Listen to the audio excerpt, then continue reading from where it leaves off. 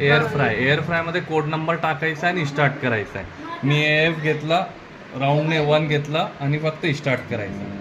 हे 2 मिनटासाठी एअर फ्रायमध्ये मी काही गरम करू शकतो स्वयंपाक वगैरे. स्टॉप केला. त्याच्यानंतर मायक्रोमध्ये तुम्ही टपरवेअर, बोरोसिल, प्लास्टिक, फायबर, लाकूड, मातीचे पॉट यूज करू शकता. आता मला मायक्रोला केक करायचा आहे. मायक्रो सिलेक्ट केला, हे 100% आला, याचा पर्सेंटेज कमी करायचा, यालाच प्रेस करायचा. हे 40% आला, मी केक 40%ला बोरोसिलच्या पॉटला मध्ये ठेवला आणि इथून वेळ दिला 4 मिनिट आणि स्टार्ट करणार मी फक्त. 4 मिनिटला मी मायक्रो मोडला केक करू शकतो. तसाच एअर फ्रायरला पण मी 4 मिनिटला केक करू शकतो, मायक्रोला पण. हे इथे वेट आणि क्लॉक दिलेलं आहे ऑटो कुक मेनूसाठी. स्मार्ट चॉईस, तुम्हाला काही स्मार्टमध्ये बनवायचं आहे, बुकमध्ये दिला, ते फक्त कोड नंबर सिलेक्ट करायचा आहे आणि स्टार्ट करायचं आहे. स्टॉपचा बटन हा आहे.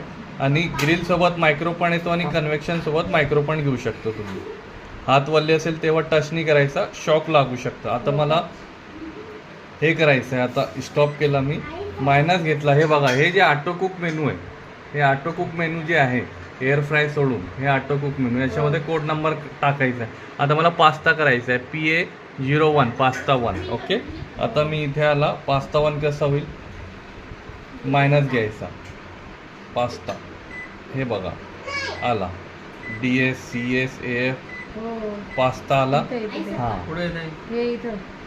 ओके, आणि सिलेक्ट करायचा स्टार्ट. हे असं करतो. हा, स्टार्ट करायचा. हा, स्मार्ट चॉईसला आणि स्टार्ट करायचा. हे वेट मागतो, ते इथून सिलेक्ट करायचा. 99 ग्राम आहे, 100 ग्राम आहे, किती ग्राम आहे, वेट मागतो तो. हे प्रेस करावा लागेल आणि स्टार्ट करायचा. मग 3 मिनिटला तुमचा पास्ता रेडी होऊन जाईल. हा, ग्रामवरती तुम्हाला वेट सिलेक्ट करावं लागेल.